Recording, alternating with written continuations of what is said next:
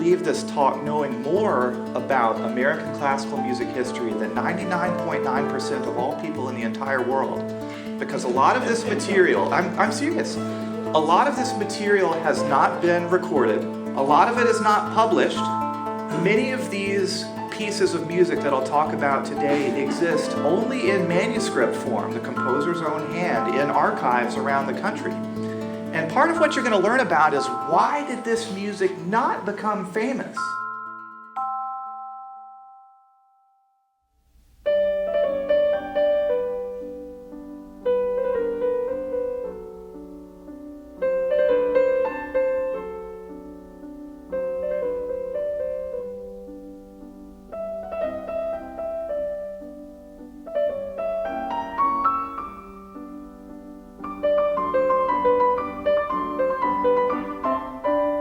Welcome to Polk's America. I'm Thomas Samuel. On this episode, Anthony Philip Heinrich and the American Symphonic Landscape, featuring musicologist and author of Orchestrating the Nation, Dr. Douglas Shadle. When you think of classical music, what composers come to mind? Dr. Shadle asked the Polk's America crowd this question at the start of his presentation. The results were typical. Famous European symphonic masters like Bach, Beethoven, and Mozart were named by the crowd. Not a single American composer was mentioned. In fact, we don't usually associate classical music in the 19th century with the United States at all, even though, as Dr. Shadle points out, the states had active composers during the period. Here's Doug Shadle. To give you a sense of the scope of what I'm talking about, in the 1800s, there were about 50 composers living in the United States who wrote about 100 pieces that we would call a symphony. This is a big repertoire. So the National Symphony Orchestra, they play maybe 20 symphonies a season. So this is, 5 times that. And it's only symphonic compositions. So a lot of these composers also wrote things like songs, or they wrote string quartets or music for band and kind of other instrumentation. But these are all symphonies. And what a symphony means is that it's a large-scale piece for the full orchestra that lasts maybe 30 to 60 minutes and has some specific ways that it unfolds over time. And so early in the 19th century, there were not many orchestras. So now many towns across the United States have an orchestra that has a nonprofit board, and they play maybe 3 to 6 concerts a year. And then, of course, the bigger you go, the more concerts they do, all the way up to full-time orchestras. But that was not the case in the 19th century. There was none of this concept of a nonprofit orchestra. That's a tax status now that has certain rules, as you know. Back then, orchestra was a business. And you can imagine that doing an orchestra like a business is pretty hard. And so most orchestras failed, like most businesses fail. It's kind of like starting a restaurant in Nashville. I mean, what are your chances to succeed there? Not so good. Well, with an orchestra, what do you think makes the business proposition of an orchestra so challenging? Yeah, finding customers. First of all, you have to find people who like the thing. So you have to know your market. And I mean, if you're in a small town, say, there may not be anyone who knows anything about orchestral music during this time period. What else? Any orchestra is going to require, 12 at a bare minimum of workers. 20 is better, 30 is a little better. But we start talking about 40 musicians who are all capable of playing music at a very high level. Not many towns in the United States had that type of musician. So there might be some kind of entrepreneurial musician who collects musicians from around the town and says, let's make an orchestra together and make this music. But then if they don't have the customer base, they won't make enough money to pay all these people, and then they'll just leave. In the early 19th century, interest in symphonic music began to grow in the United States. But early composers and enthusiasts had few options to hear this music performed. Not surprisingly, the first successful orchestras were clustered around big cities on the East Coast, like New York and Charleston. But we start to get to the 1820s, and the first major orchestra that started to focus exclusively on what we now think of as classical music was this group called the Musical Fund Society in Philadelphia. This is the first program that they ever did in 1820. And what we see here is that it was a symphony for full orchestra by a composer named Rambert. Where do we think Rambert was from? Germany, because this is a German composer. Okay, it's not the country of Germany, that came a little bit later, but the German-speaking lands. And so there were already composers very active, writing orchestral music in the German-speaking world. So that's where the supply of music is coming from. But now we have demand on this side for performances and listening and this sort of thing. And so there's already a problem about how do we support composers. So we have a lot of music coming in. And then you might notice that there's a piece here by a guy named Bram, B-R-A-H-A-M, and there's a text that goes along with it. And so this is a song.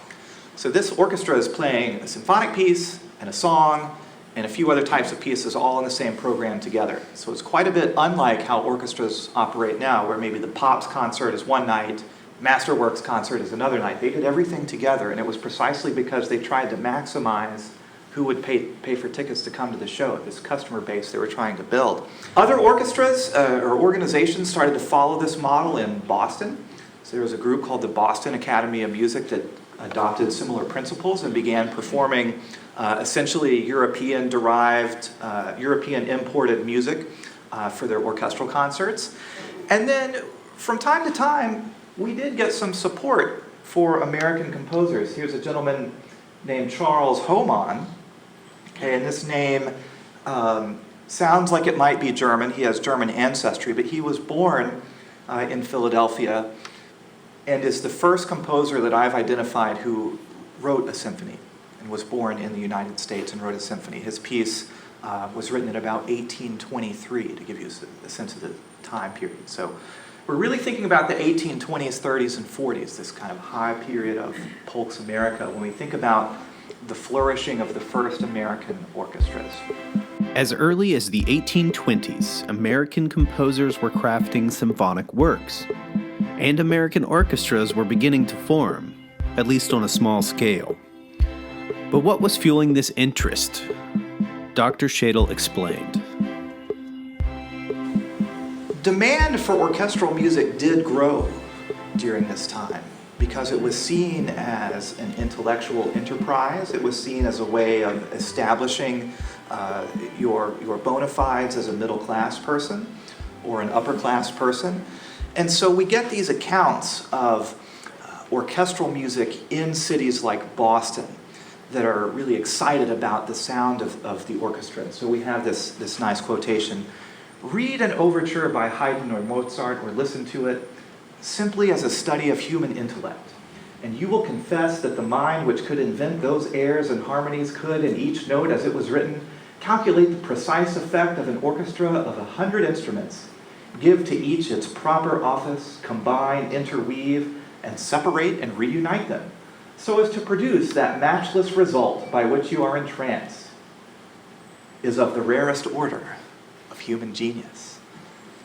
So people are entranced by this idea of the orchestra as a symbol of musical achievement, attainment, but also of harmony. And here's another quick question for you. Why do you think this image of music would have appealed to Americans during this time period? What else is the orchestra potentially a symbol of? Out of many one. I heard a great answer.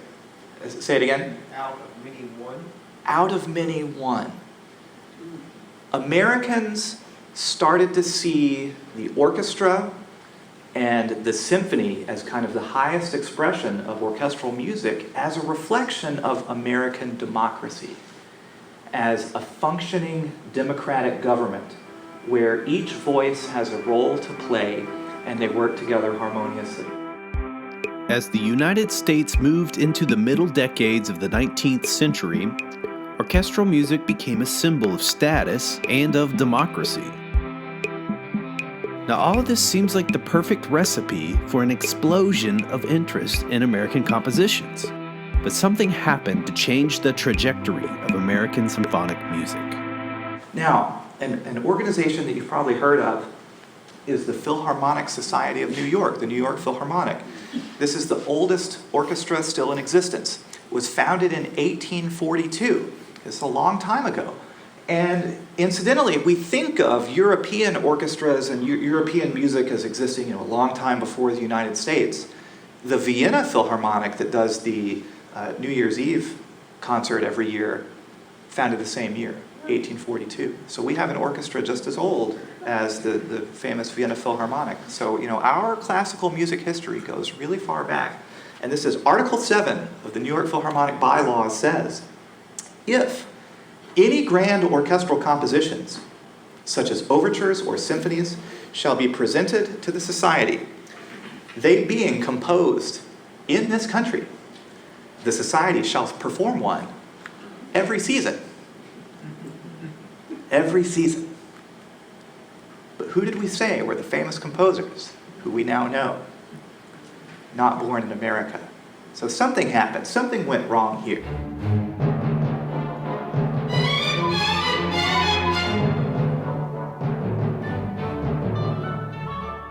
So let's switch gears. We've heard about the foundation of American symphonic music, but we haven't talked much about the composers. Dr. Shadle introduced the crowd to three men, and the first was the fascinating Anthony Philip Heinrich, whose music you're hearing now. He fashioned himself the log cabin composer, aka the Western minstrel.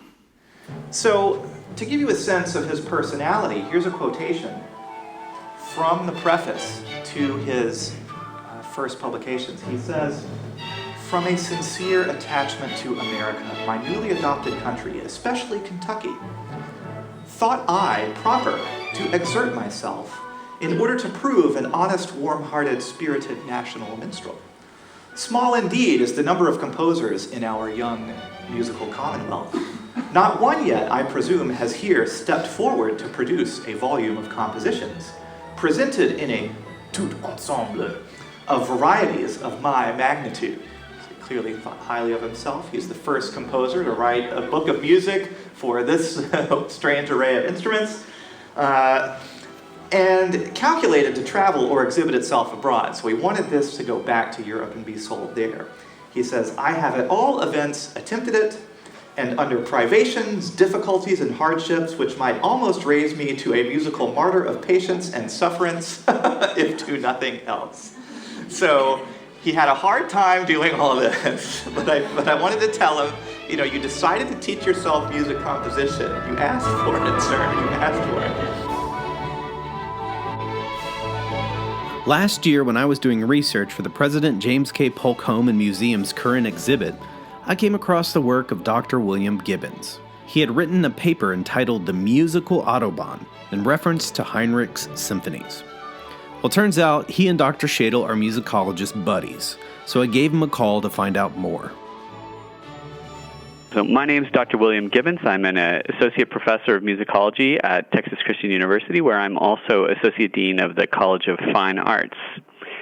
I first became interested in Anthony Philip Heinrich when I was a graduate student at University of North Carolina in Chapel Hill, and I was taking a course on 19th century American symphonic music, and I just became fascinated by this super quirky composer called Anthony Philip Heinrich that almost no one knew anything about, and he had created these massive symphonies on fascinating subjects in the middle of the 19th century in the United States, which is not normally something we think about happening at that time. And so the more I dug into this composer, the more fascinated I got, and I realized I just had to write about some of his works.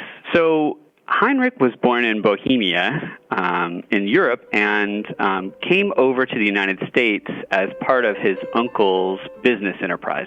After the Napoleonic Wars in 1810, everything just sort of went bust with the economy, and all of a sudden, Anthony Philip Heinrich was just stuck in Boston in the United States and sort of had nothing to do. He'd been really interested in music as a child, had taken music lessons, and so he sort of decided to make a go of being a composer, making a go of being a performer possibly, and he had almost no idea how to do that. And so he takes this really long journey that ends up in Kentucky. And he decides he's going to dedicate himself to music. And so he bills himself thereafter as the log cabin composer. And it's sort of this Thoreau-esque kind of Walden scene where he describes it as living on roots and water in this, cabin in the middle of nowhere, and he sort of teaches himself music, or rather, kind of nature teaches him how to compose. In reality, he's staying in the guest house of a judge's home outside in Bardstown, Kentucky. It's a really nice place. And so he was absolutely not living on roots and water, but it was important to him that he be billed this way, as this sort of taught by nature kind of figure. So naturalism was a really important part of how he represented himself as a composer, and it plays a large role in how he chooses to compose and what subjects he chooses to write about. Almost all of his music is programmatic, which is to say that it has some kind of extra musical content to it. So some of it is about Native American themes, some of it is depicting scenes from American history, and a lot of it has to do with nature. And I was particularly interested in his two symphonies on ornithological themes, the Ornithological Combat of Kings and the Columbiad, or the Migration of American Wild Passenger Pigeons, which I just thought were fascinating topics for symphonic works, especially in the 19th century. So I dug into that. And I think, where Heinrich fits in terms of naturalism is this 19th century American idea that the greatness of the United States stemmed in some way from its natural resources. And that could be in terms of Niagara Falls, that could be in terms of, the discovery of mastodons, which was a huge deal in the 19th century, all the way to the wildlife and the wilderness that people encountered. And so we might think about, James Fenimore Cooper's novels, which really depict the kind of wild nature of the United States and how popular those were. Or then to more directly to these bird-themed symphonies, to the success of naturalists like John James Audubon, with whom Heinrich had a close personal friendship. So the eccentric naturalist, log cabin composer wrote symphonies that reflected the greater cultural landscape of the United States. Heinrich was even friends with John James Audubon, who created one of the most important collections of American visual art with his Birds of America.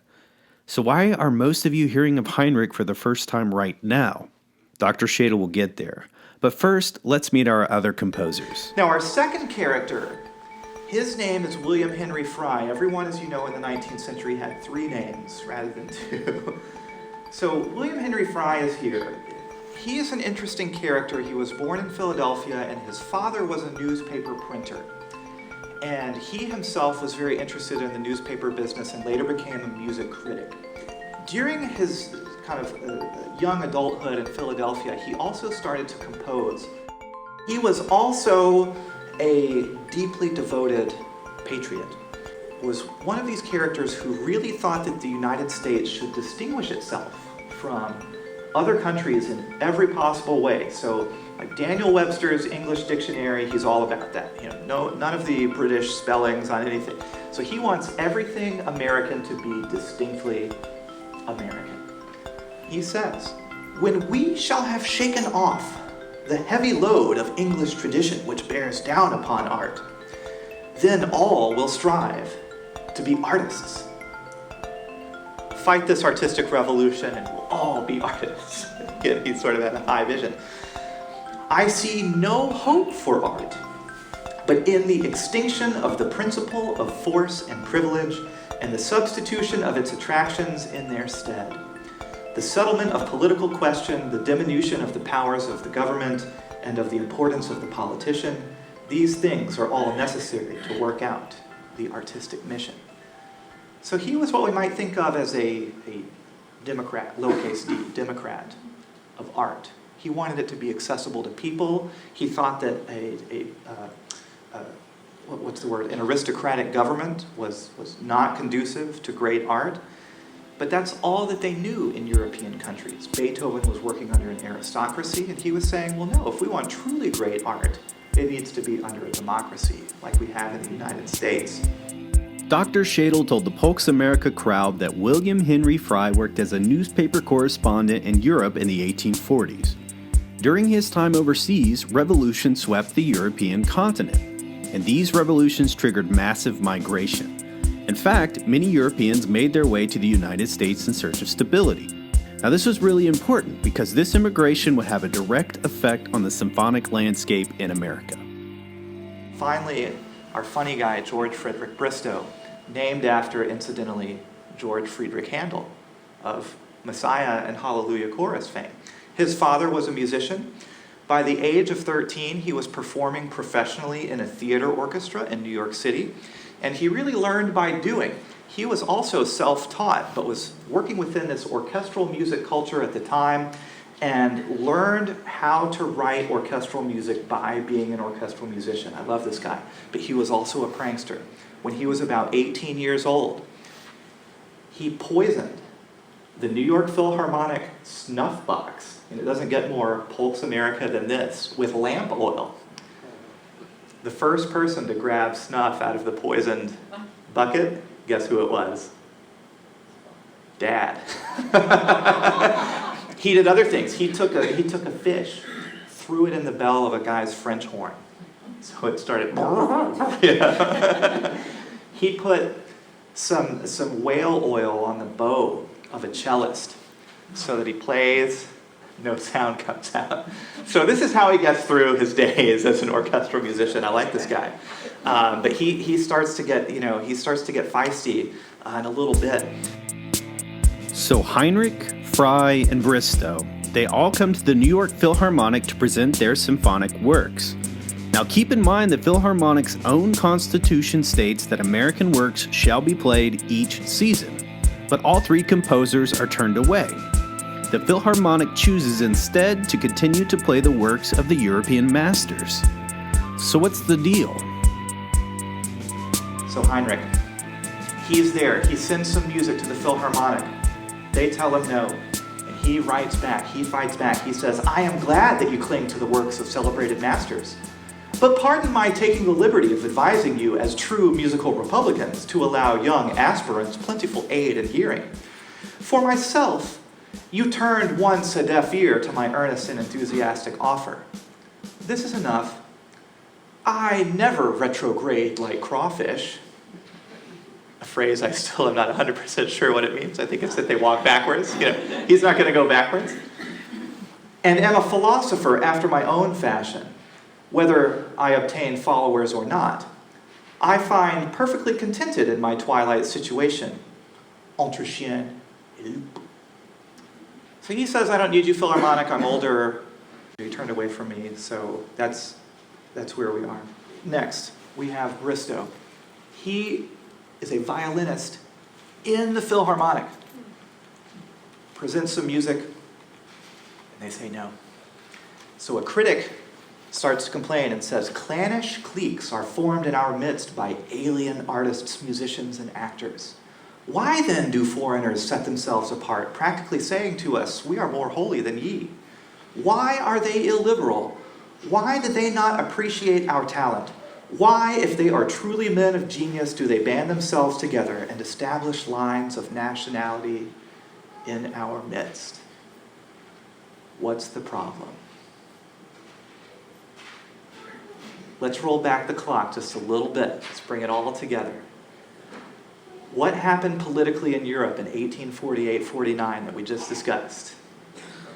Revolutions. Who do you think comes over? A lot of German musicians. German musicians join the New York Philharmonic Society because they're good players. And what's interesting about the Philharmonic at this time, remember that I said it's a business. They ran their organization essentially as a cooperative business, where all the players had a vote on what's played, on who the leader is, on who does what. As soon as they get 51% German nationals, they start ignoring the rule that says we'll play American compositions. So the American composers get really upset.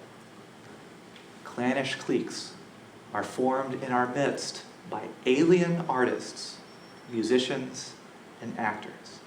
They're talking about Germans. William Henry Fry, he gets upset too. He's got some music. He says, Bristow's symphony, Bristow had written a symphony, should be fitly performed by the members of the Philharmonic Society, as their main object should be to encourage art on the spot. When an artist has qualified himself to write a symphony, he has a right to be heard, and the public should insist on hearing him, instead of like low provincials taking works exclusively at second hand from Europe. Shocking and disgraceful is the want of pride on such subjects in this city. Is New York not as large as Vienna and larger? Then why defer to any German town when it comes to our music? Well, then Bristow gets mad too. Now, in the name of the Nine Muses, what is the Philharmonic Society in this country? Is it to play exclusively works of German masters, especially if they be dead, in order that our critics may translate their ready-made praises from German? Is there a Philharmonic Society in Germany for the encouragement solely of American music? Then why should there be a society here for the encouragement solely of German music, unless, as Mr. Fry says, the object be to render us a Hessian colony, which we most incontestably are? And he goes on. It's just so good. It's so good.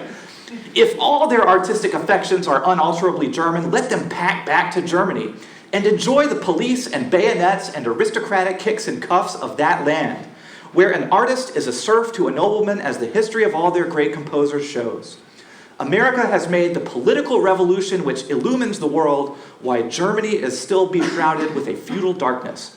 While America has been thus far able to do the chief things for the dignity of man, forsooth, she must be denied the brains for original art and must stand like a beggar, deferentially cap in hand, when she comes to compete with the ability of any dirty German village.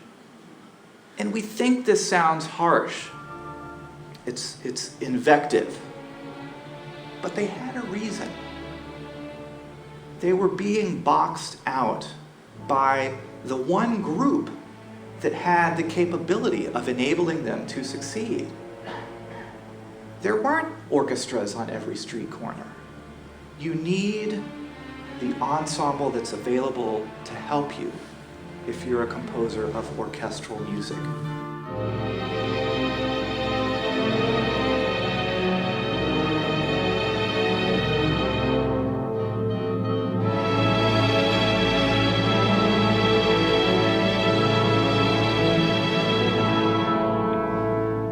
American symphonic composers in the 19th century faced a lot of challenges to getting their music performed. I think none more pressing than the Eurocentric focus of classical music in the United States at that time. There was kind of a sense, and in fact there still remains a sense, that things that come from Europe are just better, or they're more classical in the sense of the historical legacy that goes along with that. And so, especially in the 19th century, but even today, American composers on a global scale really faced a lot of prejudice. They really had an uphill battle towards getting their music performed. And as I'm sure Doug Shadle pointed out, most of the orchestras in the United States in the 19th century were primarily made up of Germanic musicians. And so they had a bias towards music that they were familiar with and that came from a musical language that they understood very clearly. And so this is really the foundation of what we think of now as the American orchestral canon. Sort of starts at this point with groups of Germanic composers who were traveling over and kind of replicating the Austro-German musical scene in the United States. And so I think a difficulty is that we have this narrative of music history that we think about. If you're, a conductor choosing repertoire, or if you're an audience member thinking about what you want to go see, we have this narrative of music history that really lays out everything's kind of in Europe until, World War I or so, and then we start to get some things coming over in the United States, and then we've got Aaron Copland and all these wonderful 20th century composers, and now it's, today. And there's a real hesitancy, I think, to embrace the kind of diversity that was going on in the United States in terms of the symphonic repertoire and the ways in which it can really complicate the stories that we tend to tell about music history. And on the other side, I think there's a real benefit to doing that, because it really, I think, can shed new light on what life was like in 19th century America. Whenever I use music by Heinrich or William Henry Fry or George Bristow, or even composers a little bit later like Edward MacDowell or Amy Beach, it really complicates my students' understanding of what music history was like. They are always surprised that these things are happening in the United States at the same time, or even earlier in some cases, than they're happening in Europe. So there's a real benefit, I think, to exploring this repertoire as listeners, as performers, and to really thinking about the ways that it can change how we see music and cultural history. American composers like Heinrich, Fry, and Bristow were essentially muted by the cultural and political nature of the nation's earliest symphonies. However, thanks to the work of musicologists like Doug Shadle and William Gibbons, we can turn up the volume a little on these missing pieces of classical music history. It's music that I think we could enjoy today, that people would find these stories compelling, and audiences might support an organization that makes an effort to do this in ways that organizations for the last 200 years haven't done. So I also think we should support current composers, because we have an obligation to kind of keep the art vibrant. And so sometimes I'm of a split mind about how these things should go. But we can learn from the ways in which discrimination can emerge in a political situation where it may not seem obvious. In this case, it was the friction over German immigrants and American composers, who was playing the music, who wanted to listen to it, and how it came to us.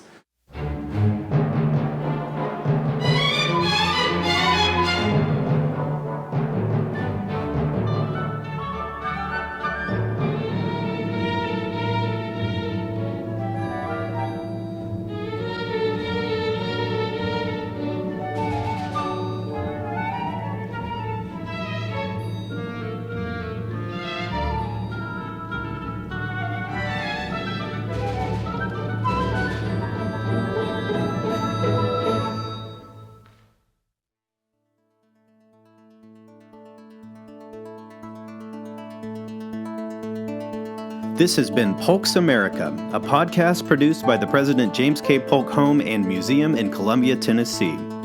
For more information, visit www.jameskpolk.com. We'd like to extend a special thanks to New World Records for their permission in using the music of Anthony Philip Heinrich throughout the podcast. Please check them out at newworldrecords.org. They have a really amazing mission and collection of music. I'm your host, Thomas Samuel. Thanks for listening.